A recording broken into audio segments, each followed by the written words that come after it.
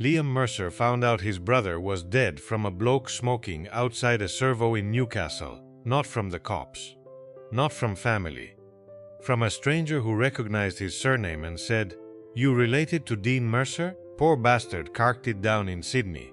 For 3 whole seconds, Liam honestly thought the man had the wrong family. Dean didn't die. Dean disappeared. That's what he did whenever life cornered him. Gambling debts, girlfriends, unpaid rent. He vanished for months, then came back with a grin and some half-baked excuse about sorting himself out. But this time nobody heard from him again. The funeral happened without Liam. By the time he got the message from his mum, Dean had already been cremated. Closed service, immediate family only. Liam listened to the voicemail 3 times, while sitting inside his ute outside a Bunnings car park, staring at rainwater sliding down the windscreen. "Your brother's gone, love," his mother whispered through tears. "Heart complication," they said. Heart complication. Dean was 34. He surfed every weekend at Bondi and lived off protein shakes and caffeine. The bloke treated cigarettes like they were biological weapons. None of it made sense. 73 days later, Liam sat inside a cramped law office in Parramatta while a tired-looking solicitor slid a USB drive across the desk. "Your brother wanted you to have this if anything happened to him." Liam frowned. "What's on it?" The solicitor avoided eye contact. "I was instructed not to view the contents." "Why now?" "There was a delay with probate." "That's bullshit." The old man swallowed hard. That was the moment Liam realized the solicitor was scared. Not uncomfortable, not awkward, scared. Outside, Sydney traffic groaned through wet streets while fluorescent lights buzzed overhead. Liam picked up the USB drive slowly. "Did Dean kill himself?" The solicitor's face tightened. "Officially? No." "Officially." Liam stared at him. "What does that mean?" "It means," the man said carefully, "your brother believed people were watching him before he died." A cold weight settled in Liam's chest. Dean always had enemies. Pub fights, debt collectors, angry husbands. But paranoia wasn't his style. Dean was reckless, not fearful. "What people?" "I think it's best you leave this alone. Mate, my brother died. And if he was right, you may be in danger already." The room went dead quiet after that. Liam left the office with the USB clenched in his fist, and the strange feeling someone was following him through Parramatta Station. Every face looked wrong. Every passing shoulder felt deliberate. He told himself he was imagining it. Until he reached his ute, the tires had been slashed, not punctured, cut clean open. 4 of them. A folded note sat beneath the wiper blade. "You should've stayed away." Liam looked around sharply. Crowds moved through the drizzle without noticing him. Office workers, students, tradies grabbing late coffees. Anyone could left it. His pulse hammered. He climbed into the ute anyway and locked the doors, hands shaking as he plugged the USB into his laptop. There was only one file. A video. Dean appeared on screen instantly, sitting inside what looked like a motel room. His face was thinner than Liam remembered, pale, exhausted, terrified, and Dean Mercer never looked terrified. "If you're watching this," Dean said quietly, "I'm probably dead." Liam leaned closer. Dean rubbed his mouth with trembling fingers before continuing. "I know how this sounds, but you need to listen carefully. Don't trust Mum. Don't trust the police. And whatever you do, don't contact Evelyn." Liam froze. Evelyn was Dean's ex-fiancée, the woman who vanished from his life 2 years earlier without explanation. Dean glanced nervously toward the motel window. "They lied about what happened in Melbourne," he whispered. "I saw what they did. I wasn't supposed to see it, but I did." The video crackled briefly. Then Dean leaned forward. "If they know you've got this drive, they'll come after you too." A loud knock suddenly hit Liam's driver's side window. He jumped violently. A man in a dark raincoat stood beside the ute, interestless, watching him. Then the stranger raised one finger slowly toward the laptop screen and smiled. Liam slammed the laptop shut so fast the screen cracked against the steering wheel. The man outside didn't flinch. Rain rolled down his coat while Sydney station lights reflected across his face in warped yellow streaks. Mid-40s maybe. Clean shave, calm eyes. The sort of face you'd forget 2 seconds after seeing it. That scared Liam more. The stranger tapped twice on the glass. Then he walked away. No rush, no threat. Just confidence. Liam shoved the laptop into a backpack and jumped out of the ute, adrenaline flooding his chest. Oi! The bloke disappeared into the moving crowd near the station entrance. Liam pushed through commuters, scanning faces desperately. But the man was gone. Vanished like smoke. His phone buzzed. Unknown number. He answered immediately. "Who the hell are you?" Static crackled. Then a woman's voice said quietly, "Dean trusted the wrong person." The line cut dead. Liam stood frozen beneath the rain while trains screamed through the station nearby. Every instinct told him to dump the USB and walk away. Instead, he booked the cheapest motel he could find near Homebush and spent half the night replaying Dean's video frame by frame. At exactly 4 minutes and 11 seconds, Dean looked toward the motel mirror behind him, not at himself, at someone standing there. Liam paused the footage. A blurred reflection lingered near the bathroom doorway. Tall figure. Female silhouette, Evelyn. He knew it instantly, which made no sense. Dean warned him not to contact her, yet she'd apparently been with him while recording the video. Liam barely slept. By sunrise, he was driving toward Cronulla. Evelyn Hart worked there years ago at a beachfront physiotherapy clinic before she disappeared from Dean's life. Liam remembered her clearly because Dean used to call her the only decent thing that ever happened to me. She'd hated that line, said it sounded like a goodbye sentence. The clinic was still there between a cafe and a tattoo shop overlooking the esplanade. Same white signage, same ocean breeze carrying salt through the streets. But Evelyn no longer worked there. She left Sydney ages ago, the receptionist said cautiously. Where'd she go? No idea. You sure? The receptionist hesitated. Look, 2 men came asking about her last year. Federal types maybe. Suits. Weird questions. Liam felt his stomach tighten. What kind of questions? If she still spoke to Dean Mercer. Outside, waves crashed violently against the rocks below the beach walk. Liam stood there staring at the water while pieces started connecting in ugly ways. Dean sees something in Melbourne.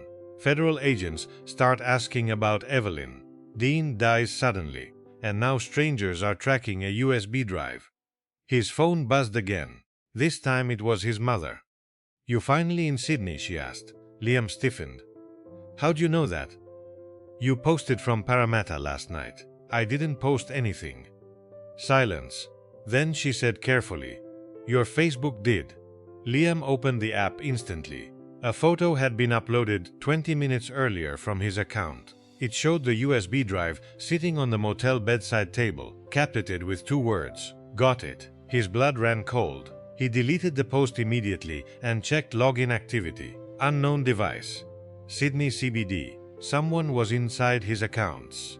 "Mum," he said quietly, "did Dean ever mention Melbourne before he died?" The silence stretched too long, too deliberate. Finally she whispered, "Leave this alone." Liam's jaw tightened. "You know something." "No. I know what happened to your brother after he wouldn't let things go." "What things?" "Dean stole something from dangerous people." "That's not an answer. It's the only one you're getting." She hung up. Liam stood motionless beside the ocean, breathing hard. His mother never hung up on him. Never. He drove back toward the motel immediately. But halfway there he noticed the black SUV behind him. 3 turns. Still there. 4 turns. Still there. His pulse quickened. The SUV stayed exactly 2 car lengths back through traffic lights and roundabouts, like it knew where he was going before he did. Liam accelerated suddenly onto the Prince's motorway. The SUV followed. Rain hammered the windscreen while trucks thundered past. Liam gripped the wheel harder, heart punching against his ribs. Then his phone rang again. "New number." He answered breathlessly. This time it was Dean's voice, not the video. A live voicemail recording. "If you're hearing this," Dean said, "they've already started following you." Liam nearly swerved. "I hid proof inside something Evelyn kept after Melbourne. You need to find her before they do." The message crackled. Then Dean said one final sentence that made Liam's hands go numb on the steering wheel. "The man who killed me was sitting at Mum's funeral table." Behind Liam, the black SUV suddenly accelerated. The SUV hit 90 beside him, then 100. Rain blurred the motorway into silver streaks, while Liam's ute rattled beneath the pressure of speeding trucks and flooded lanes. The black vehicle pulled alongside slowly, close enough for Liam to see the driver. Same man from Parramatta, same empty smile. Liam floored the accelerator. His old Hilux screamed as it surged forward through traffic. Horns blasted behind him. Water sprayed across the windscreen so heavily he could barely see the lane markers. The SUV stayed glued to him. A sharp exit sign appeared ahead toward Wollongong Road. Liam yanked the wheel violently and shot down the ramp. Tyres screamed. The SUV overshot slightly. That tiny gap saved him. Liam cut through side streets blindly before ducking beneath an underground parking structure near a shopping complex. He killed the headlights, crouched low, and listened. Nothing, only rain echoing through concrete pillars. His breathing shook uncontrollably. For the first time since Dean died, Liam stopped pretending this was paranoia. Someone genuinely wanted that USB buried, and maybe him with it. His hands trembled as he replayed Dean's voicemail. "The man who killed me was sitting at Mum's funeral table." Liam closed his eyes hard. There'd only been 6 people at that funeral dinner according to his mother. Her, Dean's ex-business partner, 2 cousins, a neighbor from Newcastle, and Graham Weller. Liam opened his eyes instantly. Graham had been Dean's mentor years ago. Wealthy property developer, Gold Coast money, expensive watches, fake warmth. The sort of bloke who remembered your birthday because it made him look generous. Dean once said Graham owned half the city without ever getting dirt on his shoes. And Dean hated him by the end. Liam never knew why. His phone buzzed with a text. "New number. Check the photo frame." Attached was an image taken inside Liam's motel room less than 10 minutes earlier. His stomach dropped. Someone had been inside while he was driving. He zoomed in on the image carefully. Behind the lamp sat a small framed print the motel provided. Cheap beach artwork. But the frame itself looked disturbed slightly. Liam drove back immediately. Every nerve in his body screamed not to, but Dean left clues deliberately. Liam knew his brother. Even at his worst, Dean always built escape routes. The motel room looked untouched when Liam entered. Still, he locked the door and grabbed the frame off the bedside table. Taped behind it was a key. Locker 214, Central Station. A second knock suddenly echoed from outside the room. Slow heavy. Liam froze. Another knock came. Then a calm male voice. "Maintenance." "Bullshit." Liam backed away silently while the door handle moved once, twice. Someone was trying it. He slipped through the bathroom window onto a narrow exterior walkway. Just as the motel room door burst open behind him, 2 men entered. One of them said sharply, "Bathroom." Liam ran. He sprinted along the wet walkway, jumped a railing, and hit the alley below hard enough to jar his ankle. Pain exploded through his leg, but adrenaline kept him moving. He heard shouting above, then footsteps. Liam limped through back streets until he reached the main road and disappeared into evening crowds boarding trains toward Central. By nightfall, he stood in front of locker 214. People rushed around him, dragging suitcases and takeaway coffees, while overhead announcements echoed through the terminal. Normal life continuing beside absolute chaos. His fingers tightened around the key. Inside the locker sat an old duffel bag. Nothing else. Liam unzipped it carefully. Cash, at least 20 grand. A passport under Dean's name. And a sealed envelope with Liam's name written across the front. Inside was a single photograph. Liam stared at it in confusion. It showed Dean standing beside Evelyn outside a Melbourne hotel, death-to-ment 8 months earlier. But that wasn't the shocking part. Standing behind them, near the valet entrance, was Liam's mother, watching them. On the back of the photo, Dean had written 4 words. She lied about everything. A voice suddenly spoke behind Liam. "You weren't supposed to find that." Liam turned sharply. Evelyn stood there, rain-soaked hair, pale face, breathing unevenly, terrified, but alive. And she wasn't alone. 2 armed police officers stepped out behind her. One reached for Liam immediately, while Evelyn looked him dead in the eyes and whispered, "You need to run right now." Liam ran before the officer's hand even touched him. The duffel bag slammed against his side as he shoved through commuters flooding Central Station. Someone yelled behind him. Boots pounded across tiles. A whistle shrieked somewhere near the platforms. He didn't look back. Evelyn's warning replayed in his head louder than the chaos around him. "You need to run right now. Not trust me, not wait. Run." That meant the police weren't there to protect him.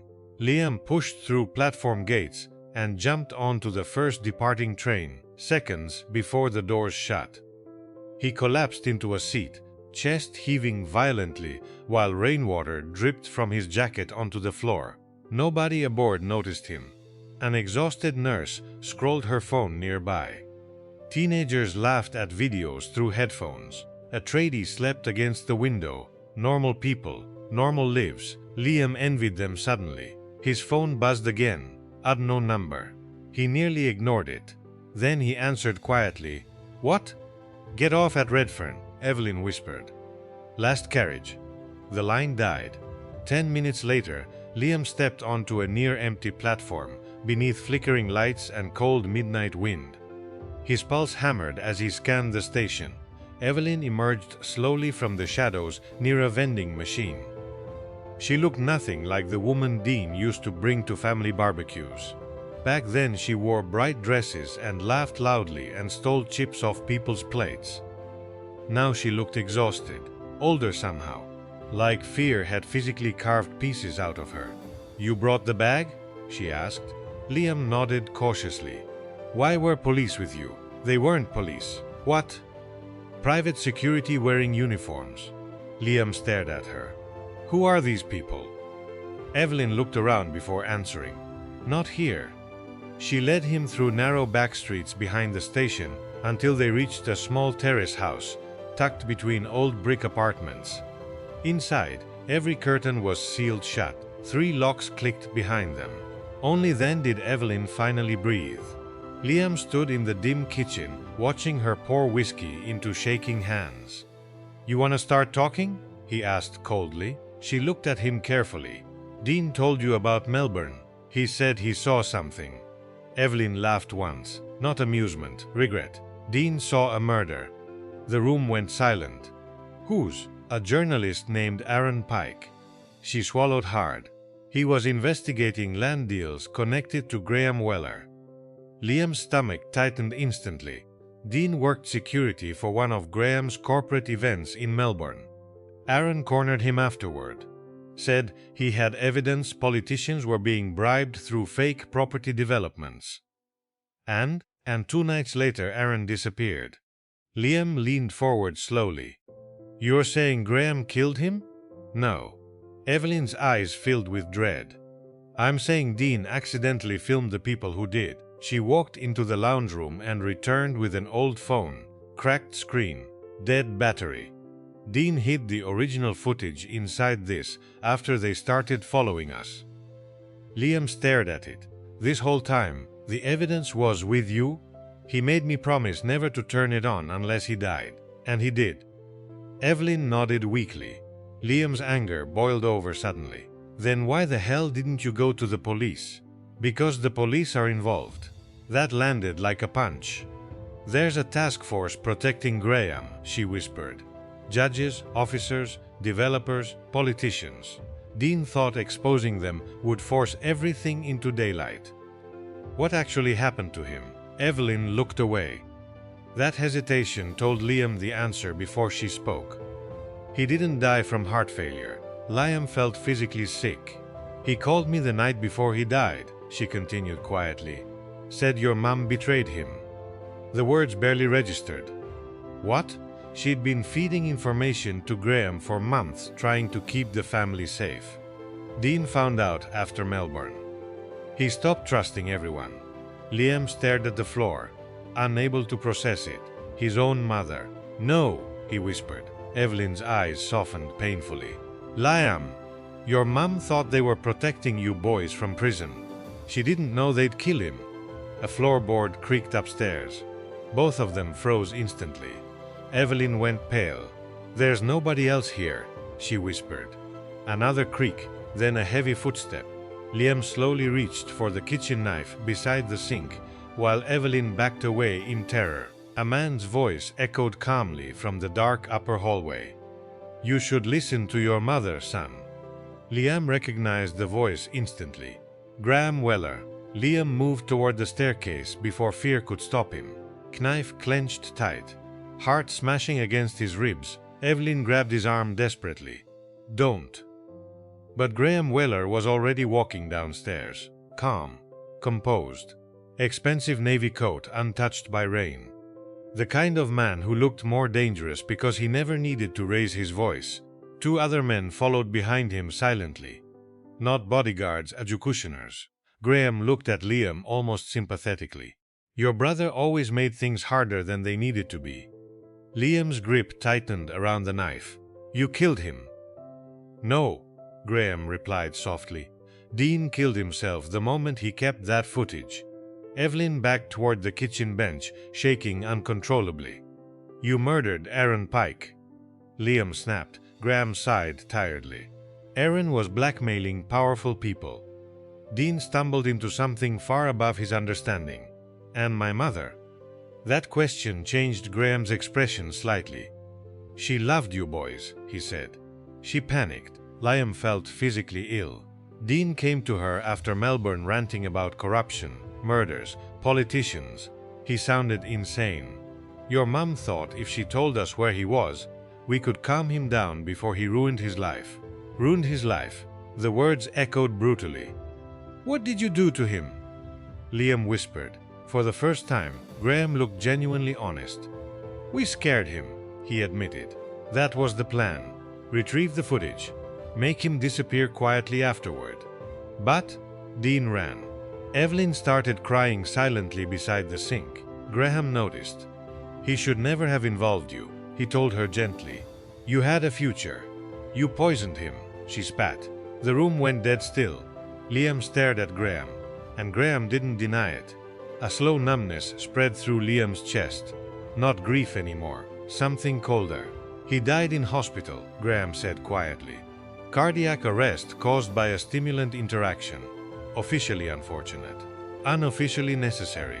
Liam launched at him, pure rage. The knife slashed across Graham's arm, before one of the men smashed Liam sideways into the wall, hard enough to crack plaster. Pain exploded through his skull. The second man drew a pistol instantly. Evelyn screamed. Wait, Graham ordered calmly, holding his bleeding arm. The room froze. Then Graham looked directly at Liam. Where's the original footage? Liam laughed weakly through blood. Go to hell. One of the men kicked him brutally in the ribs. Another crack. Breathing became impossible. Graham crouched beside him slowly. Your brother died terrified. You don't need to. Liam's eyes drifted toward Evelyn, and suddenly he understood why Dean trusted her till the end. She was reaching slowly behind the bench, toward the old phone, toward the dead phone carrying the footage. Graham noticed, too late. Evelyn hurled the device straight into the fireplace. Flames erupted instantly around it. No, Graham lunged forward violently. One of the men rushed to grab it. That single moment of chaos saved Liam. He drove the knife upward blindly into the gunman's thigh. The man collapsed screaming. Liam grabbed the pistol as it hit the floor. Everything became noise after that. Gunshots, glass exploding. Graham shouting. Evelyn dragging Liam toward the back door, while smoke swallowed the house behind them. They stumbled into the alley just as flames burst through the terrace windows. Sirens screamed somewhere nearby. Evelyn looked at him desperately. "We have to go." But Liam stopped moving. Across the street, parked beneath a flickering lamp, stood his mother alone. Rain poured around her while tears streamed down her face. She looked broken, not evil, just broken. "I didn't know," she whispered as Liam approached. "God help me. I didn't know." Liam wanted to scream at her, wanted to hate her, but all he could see was a frightened old woman who trusted the wrong monster and lost her son because of it. Behind them, the burning terrace collapsed inward with a violent roar. The evidence was gone. Aaron Pike's murder, Dean's death, all buried in fire. Graham Weller would survive this. Men like him always did. But as police sirens closed in around the street, Liam realized something Graham would never understand. Dean hadn't died trying to expose powerful people. He died trying to protect the last person he still loved, him. Weeks later, Liam stood alone at Bondi Beach just before sunrise, holding Dean's ashes while waves rolled against the shore. The wind carried salt through the morning air as he scattered the last of his brother into the ocean. For a long time, he said nothing. Then quietly, almost smiling, Liam looked toward the horizon and whispered, "You should've told me you were scared, mate."